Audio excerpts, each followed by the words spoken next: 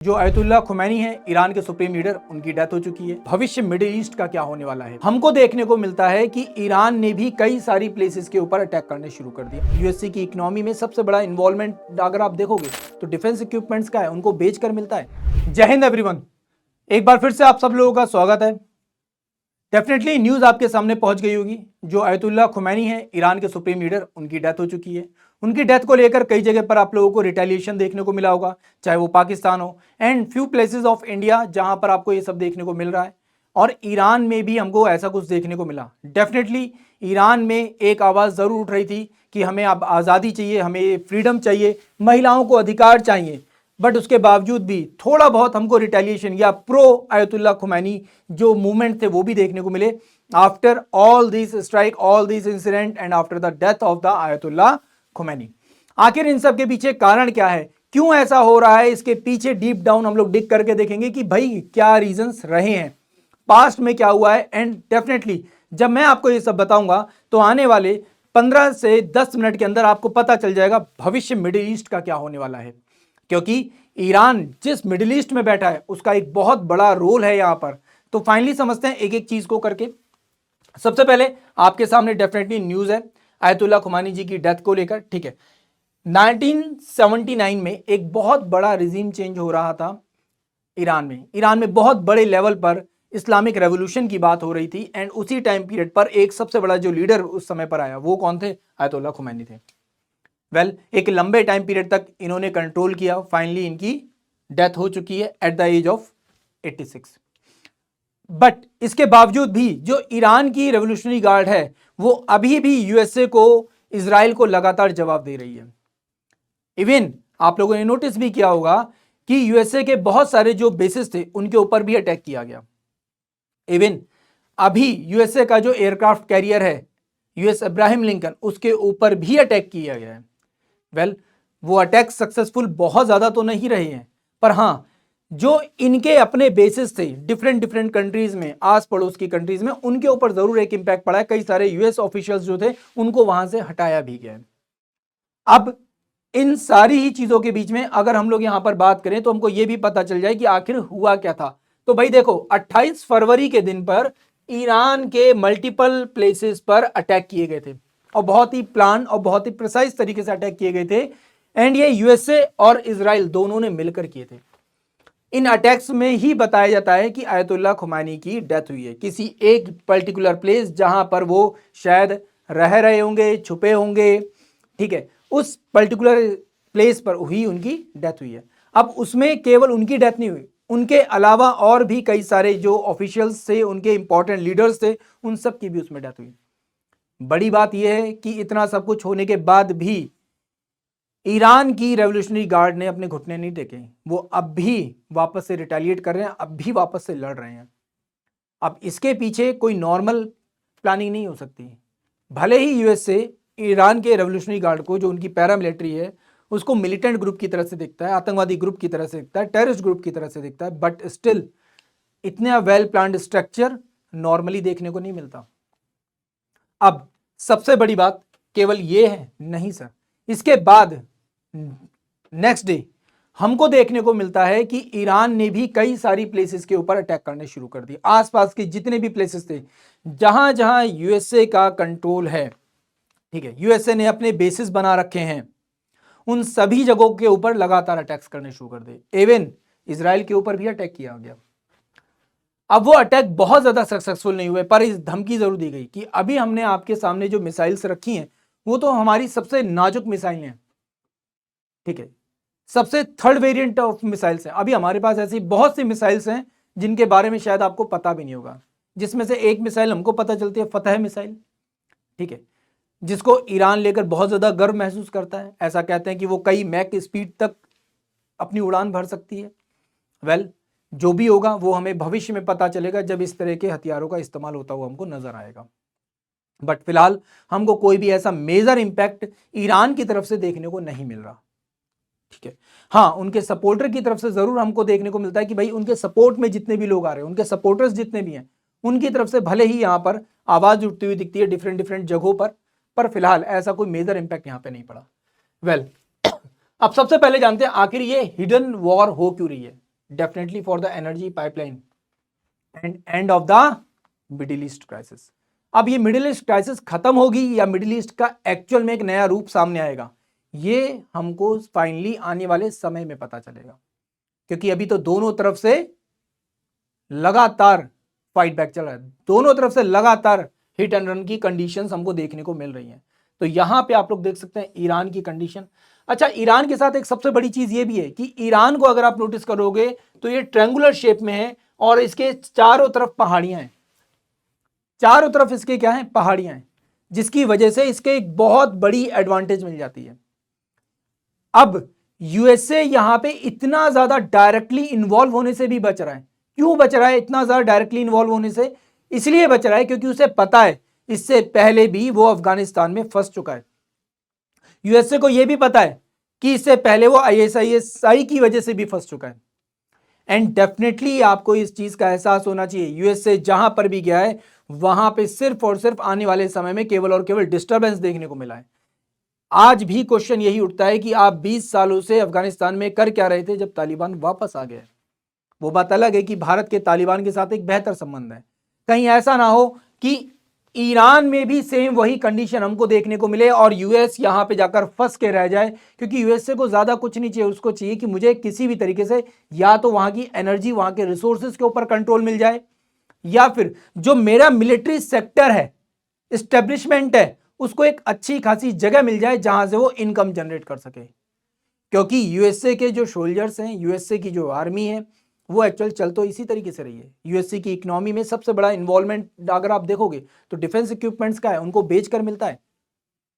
अब फाइनली एक एक करके चीजों को जानते हैं, परत दर परत हर एक चीज को समझेंगे, बहुत ज्यादा पीछे नहीं जाते। हम लोग सिर्फ इतना जानते हैं कि 1979 के टाइम पीरियड तक ईरान और यूएसए एक बहुत अच्छे एलाई के जैसे थे, एकदम भाई बंधु जैसे रिश्ते थे। अब इन्हीं रिश्तों में सबसे बड़ी चीज ये आती है जब ईरान के फाइट शुरू होती है, किसके साथ? इराक के साथ।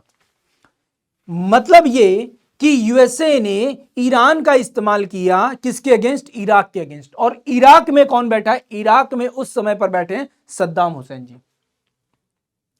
सद्दाम हुसैन बहुत अच्छे से यहां पर इराक को लेकर चल रहे थे। सद्दाम हुसैन को भी जब वर्ल्ड ट्रेड सेंटर गिरा था तो उसकी वजह से इनको पकड़ा गया था, इनको फांसी चढ़ाई गई थी, ये बोलकर कि आप भी इसमें इन्वॉल्व हो, जबकि सद्दाम हुसैन का कोई भी इन्वॉल्वमेंट नहीं मिलता, not even a single involvement in a world trade centre. सोचो आप लोग कि किस तरीके से यहां पर चीजें तैयार की जा रही हैं। किसी भी कंट्री को, किसी भी इकोनॉमी को अगर कोलैप्स करना है तो किस तरीके से किया जा सकता है। अब उस समय पर सद्दाम हुसैन के अगेंस्ट में बहुत अच्छे से अपने एलाय का यूज किया, किसने? यूएसए ने। और वो एलाय कौन था? डेफिनेटली ईरान था। एक टाइम पीरियड तो ऐसा भी था, आप लोग इतिहास उठाकर देखेंगे तो ईरान और इराक की लगातार लड़ाई चलती रही है सर, लगातार। एंड फाइनली एंड गेम तब हुआ जब ईरान में आयतुल्ला खुमैनी आते हैं, जब ईरान में इस्लामिक रेवोल्यूशन आती है। उस इस्लामिक रेवोल्यूशन की वजह से वहां की जो पहलवी डायनेस्टी थी उसको वहां से हटा दिया जाता है।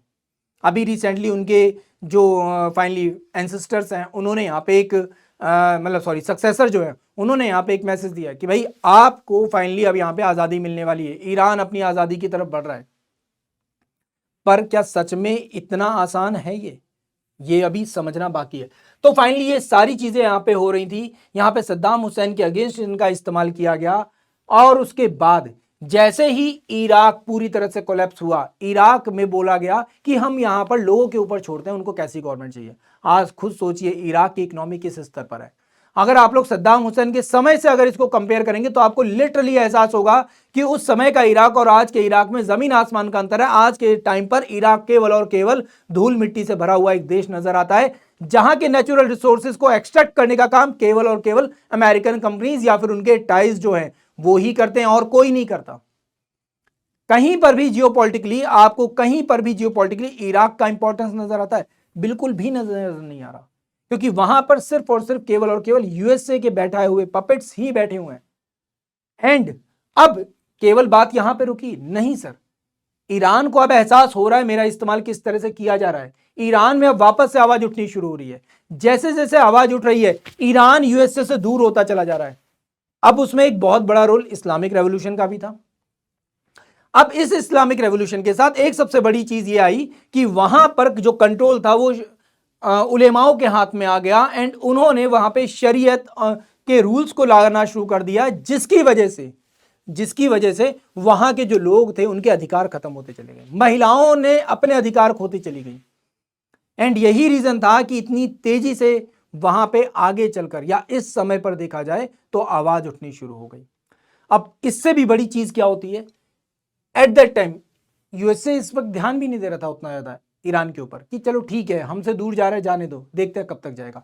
बट सडनली 2007 के आसपास की बात है, एक बहुत बड़ी फाइंडिंग होती है। ईरान में बहुत बड़े लेवल पर यहां पर नेचुरल रिसोर्सेज मिलने शुरू होते हैं, नेचुरल गैस मिलनी शुरू होती है। अब नेचुरल गैस की सबसे बड़ी रिक्वायरमेंट अगर कहीं है तो वो है यूएसए के एलाई, मतलब कि यूरोपियन यूनियन या यूरोपियन कंट्रीज को, क्योंकि भाई वहां पर तो पड़ती है ठंड, उनको करने अपने हाथ सेकने हैं, उनको चाहिए भाई घर में गैस आती रहे, लगातार सप्लाई बनी रहे।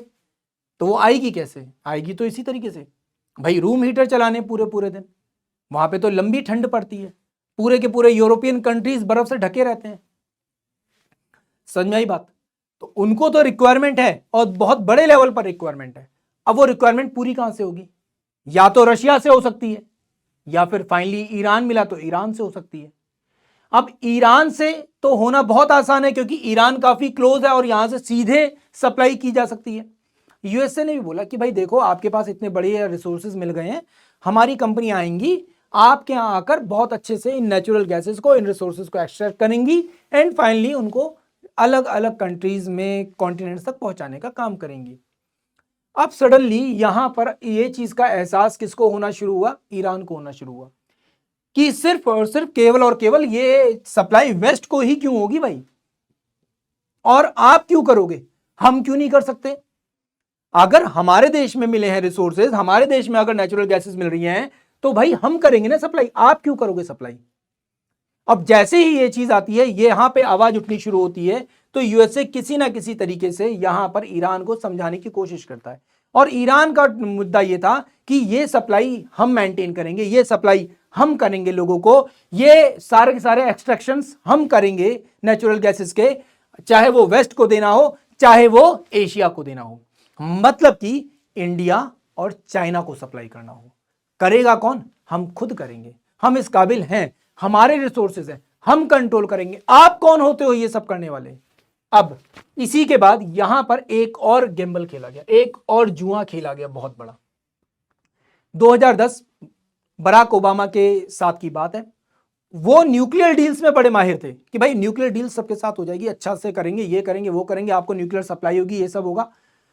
ऐसे में एक जो होता है ना गेम्बल, यहां पर डाला गया किसके सामने, ईरान के सामने, कि भाई आ जाओ न्यूक्लियर डील कर लेते हैं तुमसे, तुम्हें न्यूक्लियर सप्लाई करेंगे, न्यूक्लियर रिसोर्सेज तुमको देंगे, वहां पर हमारी कंपनियां तुम्हारे लिए काम करेंगी, तुम्हारे लिए एनर्जी बनाएंगी, तुमको जो चाहिए वो करेंगे, बताओ क्या चल रही चाहिए। ईरान ने बोला भैया बात तो ठीक है, बट अब भी यहां पर चीज वही थी, क्या नेचुरल गैस और जो रिसोर्सेज हैं वो आप किसको सप्लाई करोगे, यूएसए के एलाइज को सप्लाई करोगे, किसको, यूएसए के एलाइज को सप्लाई करोगे। ईरान ने बोला नहीं, ये नहीं चलेगा, मनमानी नहीं चलेगी भाई, रिसोर्सेज हमारे हैं, देश हमारा है, जमीन हमारी है, हमारी जमीन में ये रिसोर्सेज निकले हैं तो हमारी कंपनियां एक्सट्रैक्ट करेंगी और हम डिसाइड करेंगे किसके साथ हमारे रिलेशन कैसे हैं और हम किसको क्या चीज देना चाहते हैं। अगर आप नोटिस करोगे ना तो इसके बाद ही ईरान और इंडिया के संबंधों में थोड़ा सा ट्विस्ट एंड टर्न आना शुरू होता है। ठीक है, चाबहार पोर्ट आप देख लो या फिर आप अदर चीजें देख लो, ईरान में आज भी इंडियंस के लिए उतनी ही है रिस्पेक्ट है, उतनी ही रिस्पेक्ट है सर। रीजन क्या है? क्योंकि हमने कभी भी ईरान को ऐसे ही नहीं छोड़ा, बीच मझधार में कभी नहीं छोड़ा। हालांकि हमारे भी अपने जियोपॉलिटिकल इंटरेस्ट हैं, जिसकी वजह से आप लोग कह सकते हो सर अगर बीच मझधार में नहीं छोड़ा तो क्यों इंडिया इतना साइडलाइन हो रहा है, क्यों इस वक्त इंडिया खुलकर नहीं बोल रहा है। ऐसा नहीं है कि इंडिया नहीं बोल रहा है, एट प्रेजेंट अगर आप लोग नोटिस करोगे तो एस जयशंकर जी की बात अब भी दोनों देशों के जो लीडर्स हैं उनसे हुई है। बट प्रॉब्लम वही है कि एट प्रेजेंट अगर हम ऐसे में उलझते हैं तो हमारी इकोनॉमी के ऊपर कितना बड़ा मेजर इंपैक्ट पड़ेगा। हम अपनी इकोनॉमी को, अपने लोगों को उस खतरे में नहीं डाल सकते। ठीक है, हम अपनी इकोनॉमी को, अपने लोगों को उस खतरे पे नहीं डाल सकते। ऑलरेडी आपको पता है, अभी मात्र इस अटैक से ठीक 2 दिन पहले की बात है जब प्रधानमंत्री नरेंद्र मोदी जी इजराइल गए हुए थे और एक बहुत बड़े लेवल पे वहां पे डिस्कशन हुआ है। तो डेफिनेटली हमारे जियोपॉलिटिकल इंटरेस्ट जहां पे सबसे ज्यादा होंगे हम उसी तरफ मूव करेंगे। बात समझ में आई? वेल, तो यहां पर ईरान ने मना किया कि भाई हम ऐसा नहीं करेंगे, ठीक है, हम केवल आपको सप्लाई नहीं करेंगे और ना ही आपके हाथ में अपनी सप्लाईज देंगे। ये हम डिसाइड करेंगे कि हम किसको सप्लाई करना चाहते हैं और किस तरीके से करना चाहते हैं। वेल, जब ये सारी चीजें हुई, इसी बीच में अब अमेरिका को समझ में आता है कि यार इस तरीके से तो नहीं कर सकते। अमेरिका ये भी समझ रहा था कि अरब के कई ऐसे कंट्रीज हैं जहां पर अब उसके अगेंस्ट चीजें हो सकती हैं। क्या किया अमेरिका ने वहां पर, चाहे आप ट्यूनीशिया रिवॉल्ट की बात कर लो, चाहे आप अरब स्प्रिंग की बात कर लो, इन सबको वहां पे प्रोवोक किया। और अरब स्प्रिंग के साथ साथ अगर आपको पता होगा, अरब स्प्रिंग के ठीक कुछ टाइम के बाद ही एक नया आतंकवादी ग्रुप सामने आता है जिसका नाम था ISIS।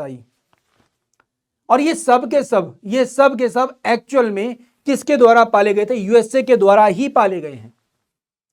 आप चाहें ओसामा बिन लादेन की बात कर लो, चाहे तो आप सद्दाम हुसैन की बात करो, चाहे आप ईरान की बात करो, चाहे आप ISIS की बात करो, चाहे आप बगदादी की बात करो, किसी की भी बात करो, इन सभी को कहीं ना कहीं तैयार यूएसए ने ही किया है। वो बात अलग है कि बाद में इन सभी ने बंदूक की गोली अमेरिकन पे ही चलाई है। अमेरिकन को अब भी लग रहा है कि नहीं, ये हमारे लिए फायदे का सौदा है, हर जगह पर प्रॉब्लम्स क्रिएट करो, जियोपॉलिटिकल टेंशंस क्रिएट करो एंड वहां से फायदा कमाओ। क्यों? क्योंकि आप तो बैठे हो एक अलग कॉन्टिनेंट में, आप बैठे हो बिल्कुल अलग, एंड यहां पे आप लोगों के साथ क्या कर रहे हो? खिलवाड़ कर रहे हो। वेल, तो फाइनली ये चीज आपको यहां पे समझ में आ गई है।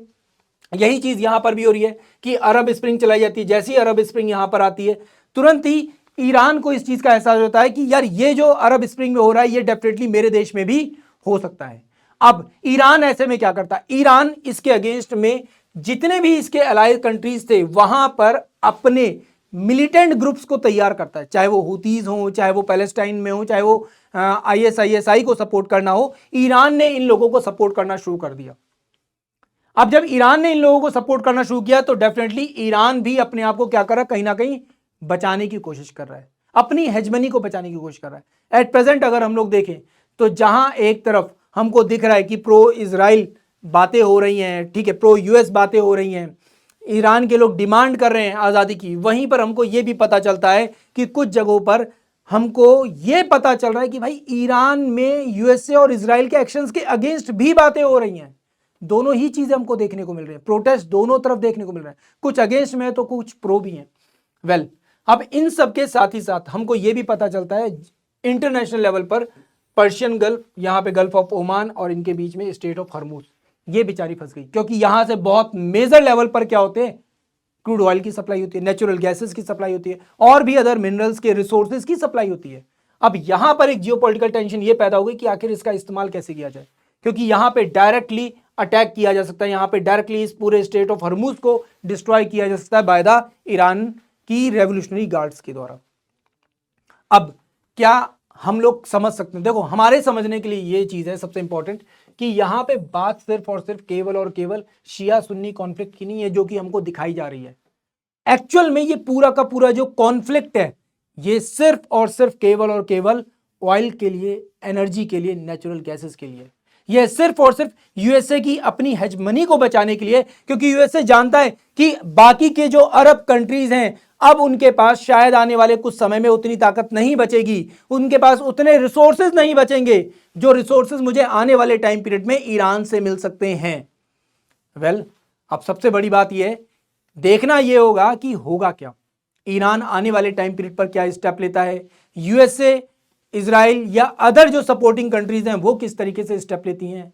एंड एक खतरा ये भी है, कहीं ऐसा ना हो ईरान ये इस तरीके की स्ट्राइक पाकिस्तान के ऊपर भी कर दे, क्योंकि पाकिस्तान एकमात्र ऐसा अनस्टेबल देश है जिसके पास न्यूक्लियर वेपन्स भी हैं।